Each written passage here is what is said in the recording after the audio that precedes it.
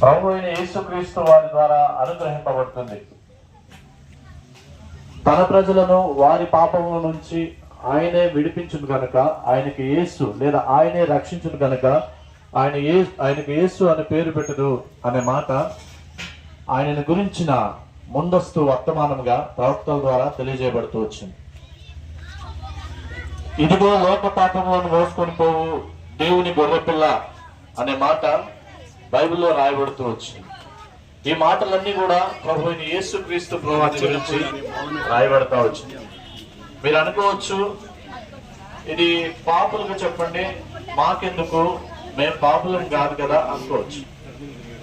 అయితే బైబిల్ గ్రంథం చెప్తా ఉంది, ఏ భేదంలో లేదు, అందరినూ పాపం చేసి దేవుడు అనుగ్రహించే మహిమను అనగా పరలోక రాజ్యమును పొందలేకపోతున్నారని బైబిల్ గ్రంథం సెలవిస్తూ ఉంది.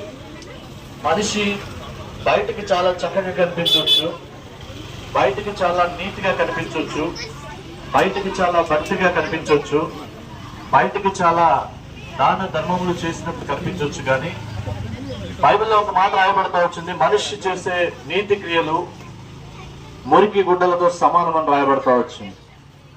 బైబిల్లో మరలా రాయబడతా వచ్చిన మాట ఏంటంటే,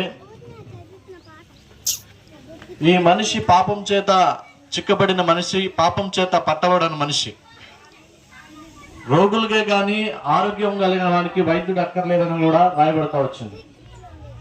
ఈ మాటలన్నీ కూడా పాపులైన మనుషుని పరలోక రాజ్యంకి చేర్చడం కొరకు ప్రభువారు వాళ్ళని రక్షించాలని ఉద్దేశించి తెలియజేయబడతా వచ్చిన మాటలు. మంచిదనయ్యా, మమ్మల్ని రక్షించడానికి ఈ దేవుడు ఏం చేస్తాడు అని మీరు అడిగితే